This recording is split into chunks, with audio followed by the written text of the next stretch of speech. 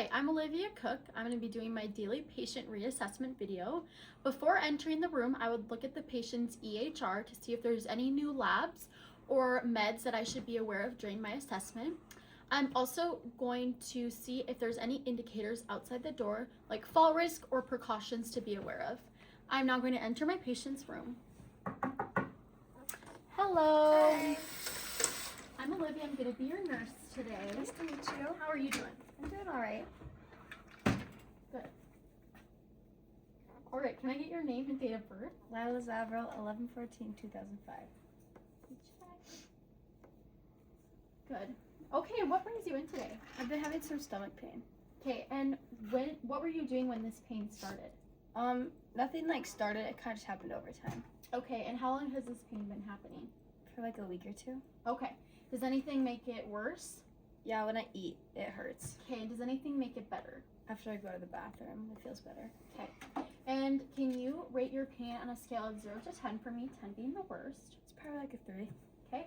And depending on what my patient rates their pain, I would ask the provider if there's any pain meds that we can give them or interventions to use to help relieve some of that pain. And then what does your pain feel like? Is it a stabbing, throbbing? It's kind of like an ache. Achy? Yeah. Okay. And where is this pain located? It's in my lower stomach. Okay. All right. So, is it pretty consistent too? Yeah, it is. Okay. I'm just going to get some vitals from you if that's okay. Yeah, that works. I'm going to be using the temporal thermometer. It's 98.1, which is good. I'm now going to get your oxygen. Just rest your hand.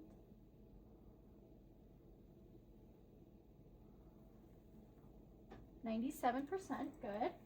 And I'm just going to be getting your systolic. So before getting it, I'm going to look and see if the blood pressure cuff is the appropriate size for the patient. I'm going to line it up with the artery.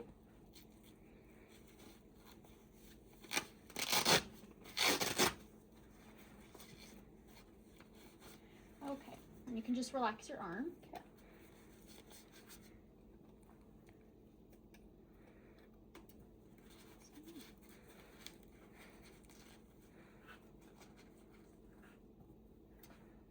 Okay. I'm going to feel for your brachial artery.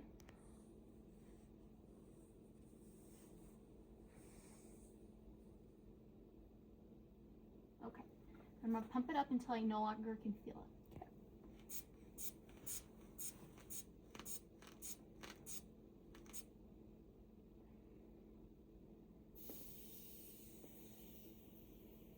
Okay, I couldn't feel it once it hit 130, so I'm going to add 30 to that, and that will give me 160. That's what I'm going to pump my cuff up to. I'm going to take your actual blood pressure now. Okay.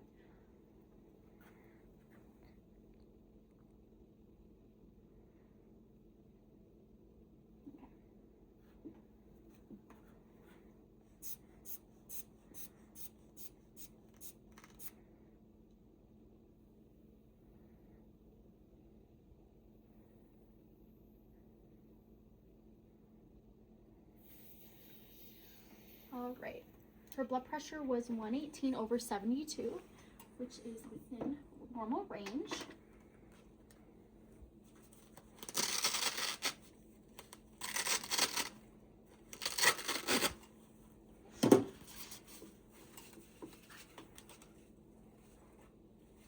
I'm now going to take a listen to your heart. Okay. Some Avacol. And I'm going to listen for a full minute.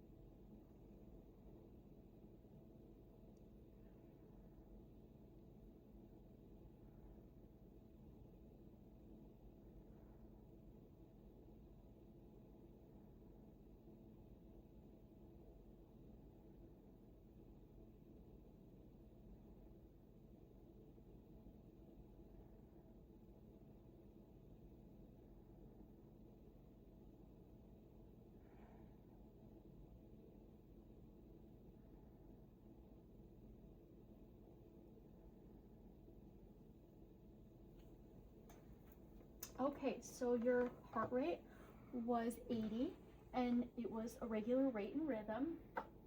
And then your respirations were 16 and they were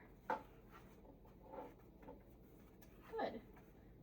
Okay, now I am going to begin your neuro exam. I'm going to start by assessing their overall appearance. So they came in with no odor. They look like they are wearing the appropriate attire, and they look put together, which are all good signs. I'm now going to assess their orientation by asking them 3 questions. Lila, do you remember my name? Yeah, Olivia. And do you remember what day of the week it is? Yeah, it's Thursday. Okay, and where are you at? I'm at the UMary clinic. Okay, so my patient was able to tell the difference between person, place, and time. I'm now going to assess their overall consciousness. I'm going to take a look at their pupils. I'm going to measure them. 4 millimeters. 4 millimeters. I'm now going to see how they react to light.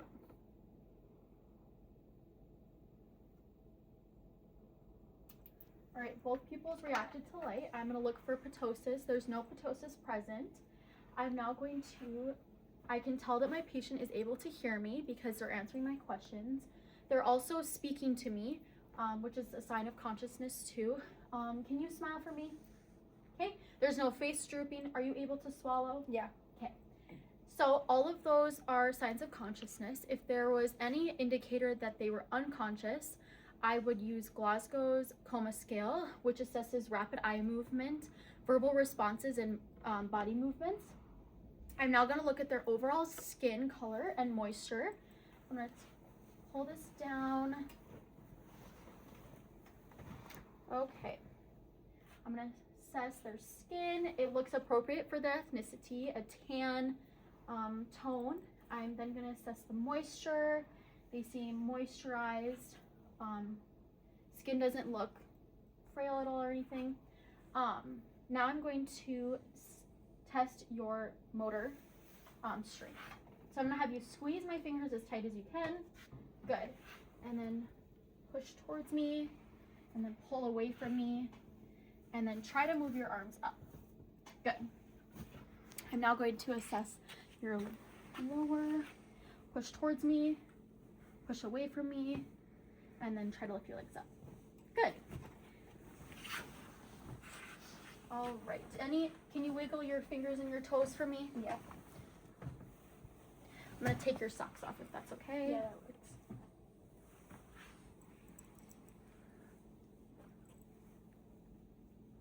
Okay. Can you wiggle your toes for me? And your fingers? Any tingling or numbing? Nope. Okay, good. We're now going to move into your respiratory. Before I begin, are you having any coughing or anything? No. Okay, any mucus? No. If they did have mucus, I would assess the color and the amount. I'm then going to look and see if they're using any nasal cannula devices or oxygen masks. And then I would make sure they're working properly, the right flow, and if it's the right amount of liters, and that they are positioned correctly on their face with the prongs facing towards their nose. Okay, I'm now going to take a listen to your lungs. So can you just sit up for me? Thank you. Okay, and as I move, you just breathe in through your nose, out through your mouth. Okay.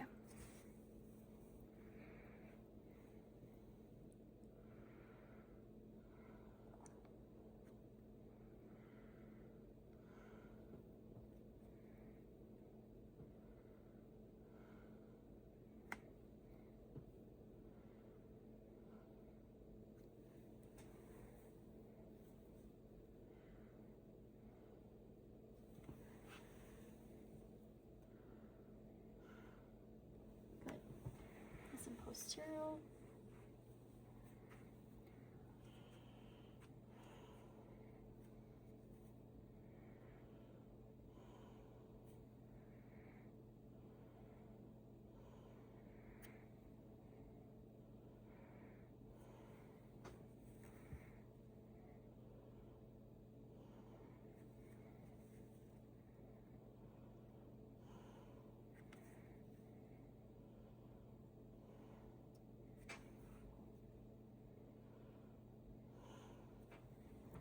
Good. Okay, I heard no wheezing or crackling or adventitious sounds, so that is good.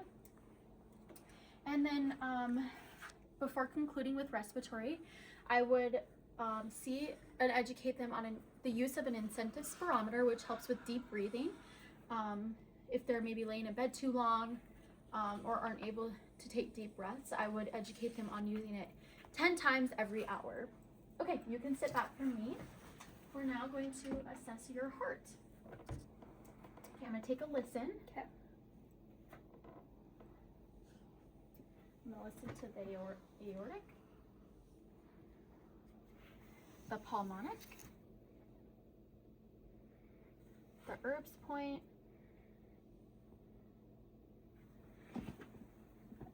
tricuspid, and mitral. Good. I'm going to flip over to the bell, mitral, or aortic,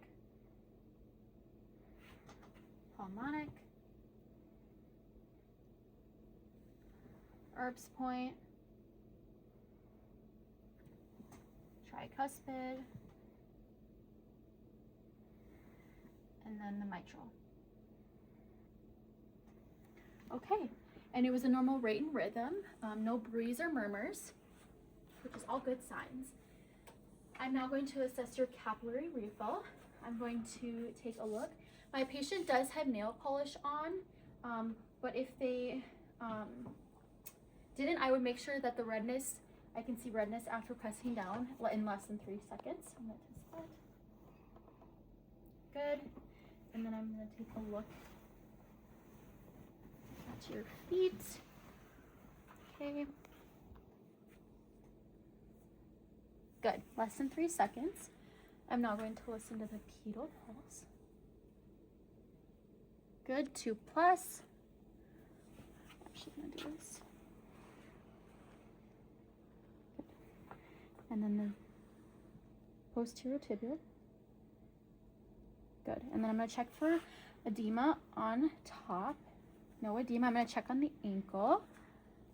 No edema. And then I'm going to check here. No edema. If they did have edema or were wearing TED hose or any compression device, I would make sure to see that they're that the swelling is going down and if they're working and fitted properly. I'm now going to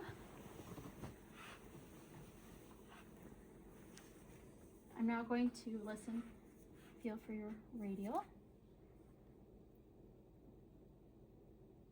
Good. 2+. I'm then going to see if they have any IVs and if they're working properly, right flow rate, and if there's any redness or irritation. I also heard the S1 best in the apex and the S2 best in the base. All right, we're now going to move on to the skin.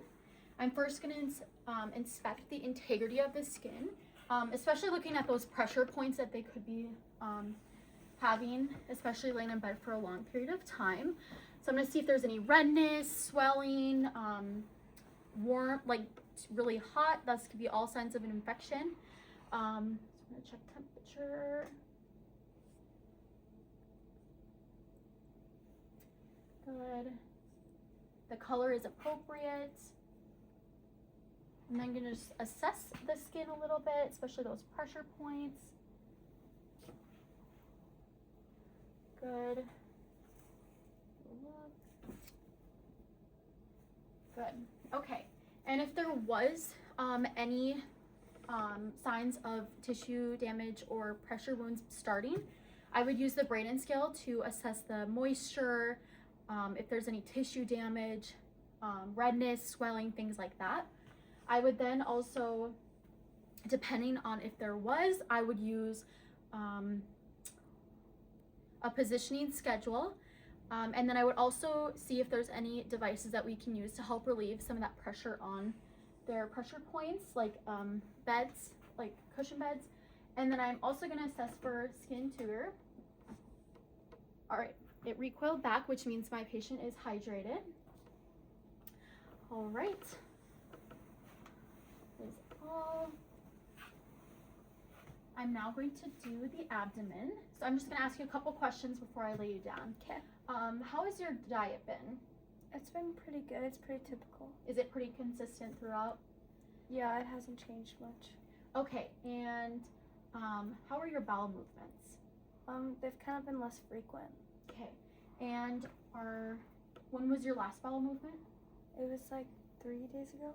Okay, and can you use this Bristol stool scale to tell me what your bowel movement was like? Yeah, it's usually like a 1. Okay, and was there any like bad odor or anything like really abnormal? No. Okay.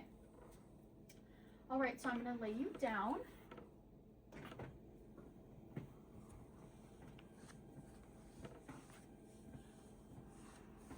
Are you feeling nauseous at all? No. No? Okay. Okay, I'm gonna inspect your stomach. Okay. It looks flat, no roundness, that's good.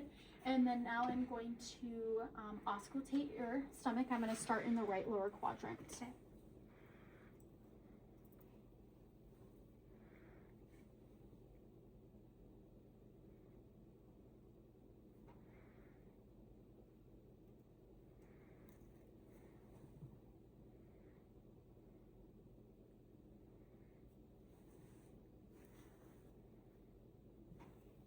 Good, bowel sounds were present in all 4 quadrants. I'm now gonna do some light palpation. Just let me know if there's any tenderness. I'm gonna be checking for firmness and distension. Okay. It's a little tender. Okay.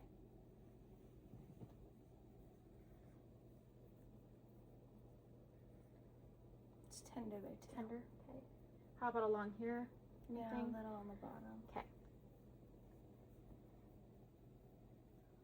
All right. So the patient noted that they had some tenderness in their both lower quadrants. So I would make sure to document that. While also inspecting the abdomen, I would see if there's an ostomy bag or incisions or wounds that need to be taken care of. For an ostomy, I would make sure it's draining properly. It's the right color and consistency depending on where it's located on the abdomen. I would also make sure to check the outside area to see if there's any redness or irritation around that stoma. Okay, I'm gonna sit you up.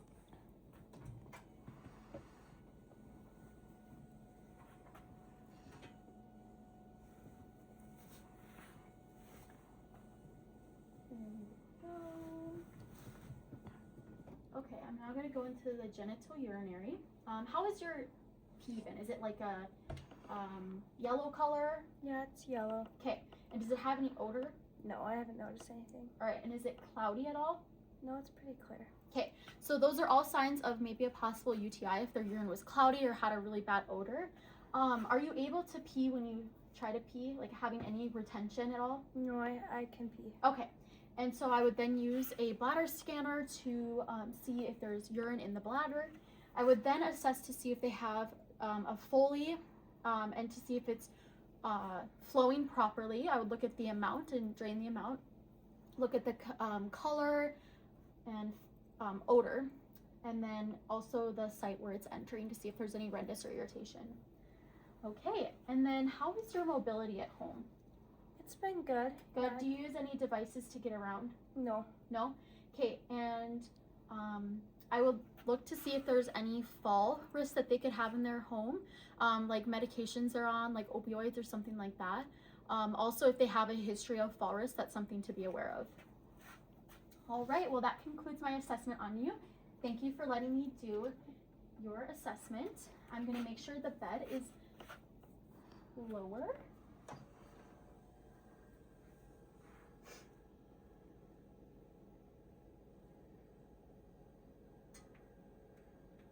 And then I'm going to also make sure the side rails are up, both are up.